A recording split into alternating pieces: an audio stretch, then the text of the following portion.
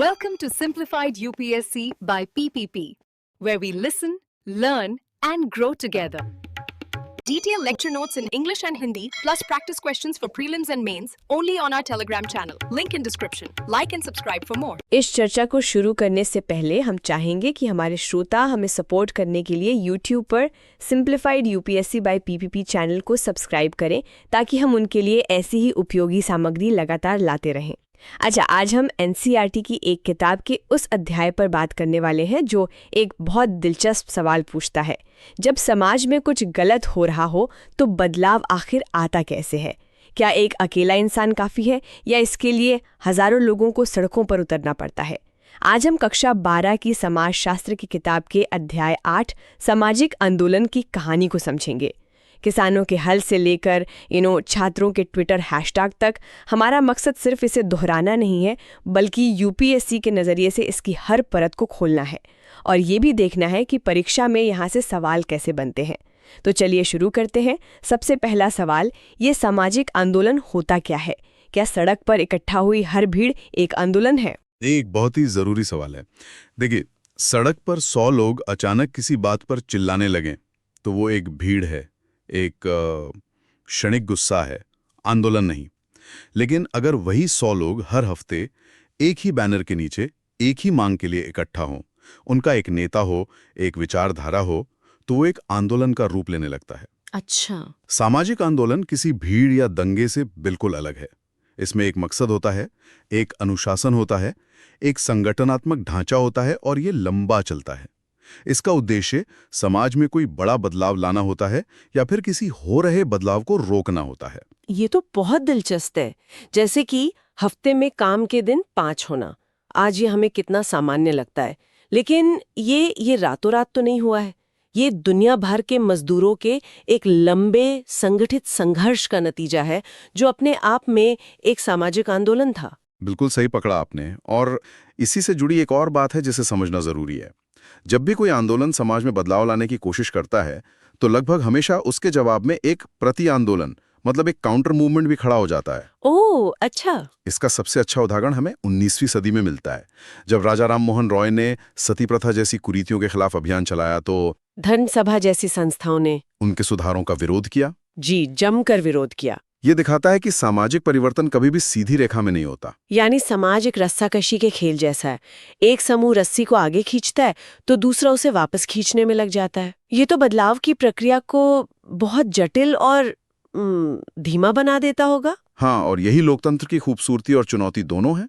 सामाजिक परिवर्तन हमेशा संघर्षों, संवादों और समझौतों से होकर ही गुजरता है। एक मिनट, अगर हम आंदोलनों की बात कर रहे हैं तो क्या हम चिपको आंदोलन जो पेड़ों को बचाने के लिए था और चीन की कम्युनिस्ट क्रांति जिसने पूरी सत्ता ही पलट दी, इन दोनों को एक ही तराजू में तोल सकते हैं? दोनों का मकसद और तरीका तो बिल्कुल अलग था। क्या समाजशास्त्रियों ने इनको समझने के लिए अलग-अलग खांचे बनाए हैं? बहुत अच्छा सवाल है। बिल्कुल, समाजशास्त्री आंदोलनों को उनके लक्ष्यों के आधार पर अलग-अलग श्रेणियों में बांटते हैं। अध्याय में मुख्य रूप से 3 प्रकार बताए गए हैं। पहला है उद्धारवादी, यानी रिडेम्पटिव आंदोलन। इनका फोकस व्यक्तियों पर होता है, उनकी सोच और जीवन शैली बदलने पर। अच्छा, जैसे कोई नशा मुक्ति अभियान हो गया, या फिर केरल में एजावा समुदाय का जो नारायण गुरु के नेतृत्व में हुआ आंदोलन था वो। एकदम सही। फिर दूसरा प्रकार है सुधारवादी, यानी रिफॉर्मिस्ट आंदोलन। ये मौजूदा सामाजिक और राजनीतिक व्यवस्था के भीतर ही धीरे धीरे बदलाव की मांग करते हैं। ये सिस्टम को बदलना नहीं, बल्कि उसे सुधारना चाहते हैं। जैसे सूचना का अधिकार, आरटीआई के लिए हुआ आंदोलन। बिल्कुल।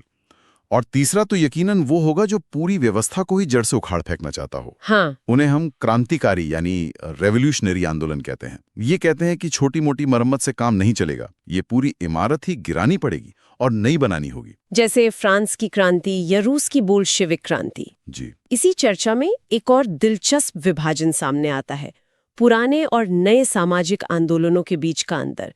ये क्या है? देखिए, पारंपरिक तौर पर पुराने सामाजिक आंदोलन ज्यादातर वर्ग आधारित थे। मतलब मजदूरों के आंदोलन, किसानों के आंदोलन, इनका मुख्य लक्ष्य आर्थिक संसाधनों का पुनर्वितरण या राजनीतिक सत्ता पर कब्जा करना होता था। और नए सामाजिक आंदोलन जो खासकर 1970 के दशक के बाद पश्चिमी देशों में उभरे, वे वर्ग से आगे निकल गए। उनका ध्यान जीवन की गुणवत्ता, पहचान, लैंगिक समानता और पर्यावरण जैसे मुद्दों पर केंद्रित हो गया, जैसे महिला आंदोलन या पारिस्थितिकी आंदोलन। लेकिन क्या भारत में ये विभाजन इतना साफ है?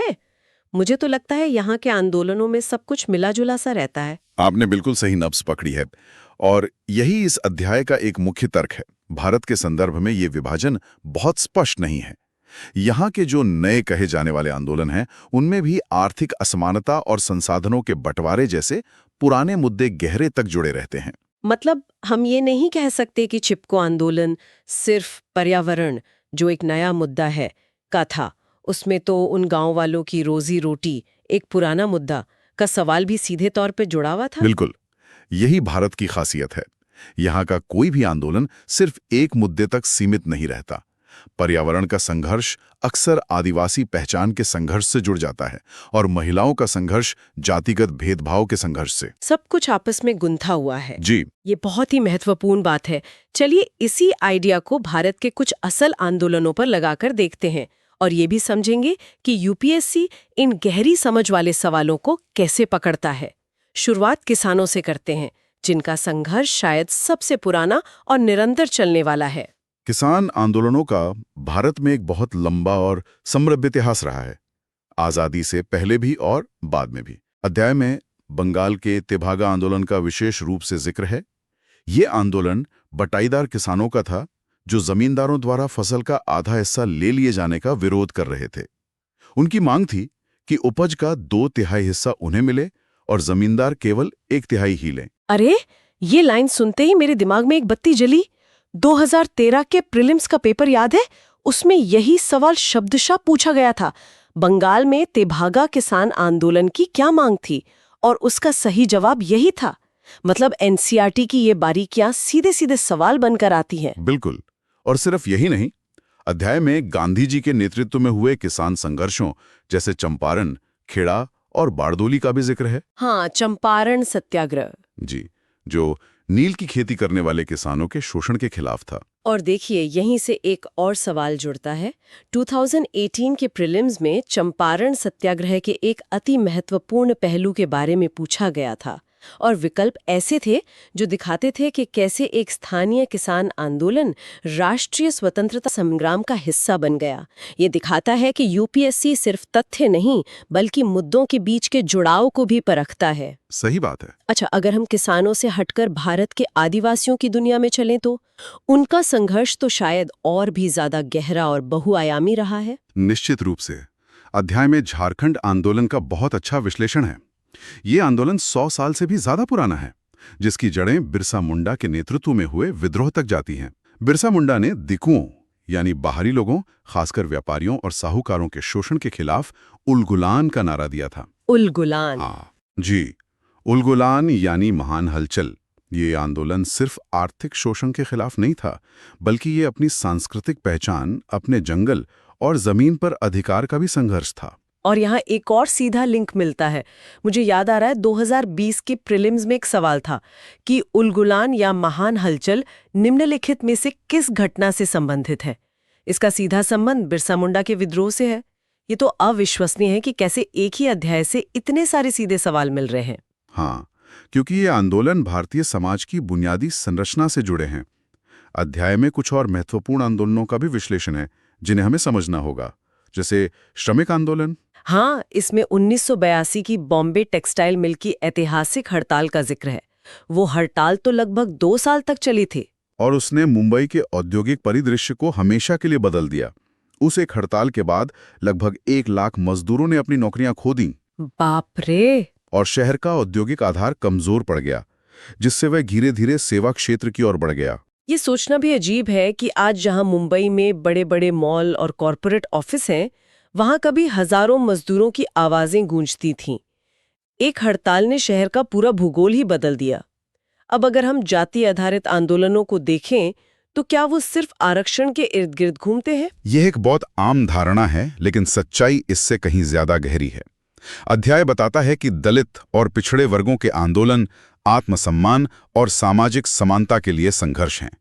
ये आंदोलन अब केवल रीति रिवाजों में बदलाव या मंदिर प्रवेश तक सीमित नहीं है, बल्कि ये शिक्षा, रोजगार और सबसे बढ़कर राजनीतिक सत्ता में हिस्सेदारी का एक शक्तिशाली माध्यम बन गए हैं। अपनी पहचान को गर्व के साथ स्थापित करने के आंदोलन है। बिल्कुल। इस कहानी का एक और पहलू है पारिस्थितिकीय आंदोलन। जब हम इसके बारे में सोचते हैं तो सबसे पहले चिपको आंदोलन का नाम आता है। बिल्कुल। और चिपको आंदोलन इस बात का सबसे अच्छा उदाहरण है कि भारत में पुराने और नए मुद्दे कैसे आपस में गुंथे हुए हैं। पहली नजर में ये पेड़ों को बचाने का एक हरा यानी पर्यावरण का आंदोलन लगता है। हाँ, लगता तो है। लेकिन गहराई में जाएं तो ये उन ग्रामीणों की आजीविका बचाने का संघर्ष भी था, जिसे हम लाल यानी आर्थिक मुद्दा कह सकते हैं। ये बाहरी ठेकेदारों के खिलाफ स्थानीय संसाधनों पर स्थानीय लोगों के अधिकार की लड़ाई थी। और आखिर में बात करते हैं महिला आंदोलनों की। 19वीं सदी के समाज सुधारों से लेकर 1970 के दशक के स्वायत्त महिला आंदोलनों तक का सफर काफी लंबा रहा है। हाँ, ये एक बहुत बड़ा बदलाव था। 1970 के दशक के बाद के आंदोलनों का नेतृत्व खुद महिलाओं ने किया। उन्होंने घरेलू हिंसा, बलात्कार, दहेज और राजनीति में प्रतिनिधित्व जैसे मुद्दों को उठाया, जिन पर पहले खुलकर बात भी नहीं होती थी। उन्होंने तर्क दिया कि महिलाओं के मुद्दे सिर्फ सामाजिक नहीं बल्कि राजनीतिक हैं। सही बात। तो इन सभी चर्चाओं का सार क्या निकलता है? अगर एक यूपीएससी की तैयारी करने वाले को इस अध्याय से मुख्य बातें निकालनी हो तो वो क्या होंगी? सबसे पहली बात तो यह है कि सामाजिक आंदोलन बहुआयामी होते हैं। उनमें आर्थिक, सामाजिक, राजनीतिक और सांस्कृतिक पहलू एक साथ जुड़े होते हैं। किसी भी आंदोलन को सिर्फ एक चश्मे से देखना गलत होगा। दूसरी बात जो मुझे समझ आई वो ये कि भारत में पुराने और नए आंदोलनों के बीच की रेखा बहुत धुंधली है। यहाँ पर्यावरण का मुद्दा आजीविका से और जाति का मुद्दा वर्ग से जुड़ा हुआ है। और तीसरी और सबसे महत्वपूर्ण बात यह है कि ये आंदोलन केवल विरोध प्रदर्शन या हड़तालें नहीं हैं। ये लोकतंत्र को गहरा करने की प्रक्रियाएं हैं। ये समाज के हाशिए पर खड़े लोगों को आवाज देते हैं, अधिकारों को फिर से परिभाषित करते हैं और सामाजिक न्याय की मांग को जिंदा रखते हैं। ये समाज के निरंतर परिवर्तन और जीवंतता का प्रतीक है। जी। यह अध्याय हमें अतीत और वर्तमान के आंदोलनों की एक गहरी समझ देता है, लेकिन जाते जाते एक विचार छोड़ जाते हैं। डिजिटल मीडिया, सोशल मीडिया और वैश्वीकरण के इस युग में जहां एक हैशटैग दुनिया भर में ट्रेंड कर सकता है, भारत में अगले दशक के सामाजिक आंदोलनों की रूपरेखा क्या होगी? क्या वे ज्यादा प्रभावी होंगे या ज्यादा बिखरे हुए? ऐसे ही गहन एनालिसिस के लिए YouTube पर simplified UPSC by PPP channel को सब्सक्राइब करना ना भूलें। हम जल्द ही एक नए विषय के साथ मिलेंगे। Thanks for watching. Follow us on Telegram and Instagram. Don't forget to like, share, and subscribe.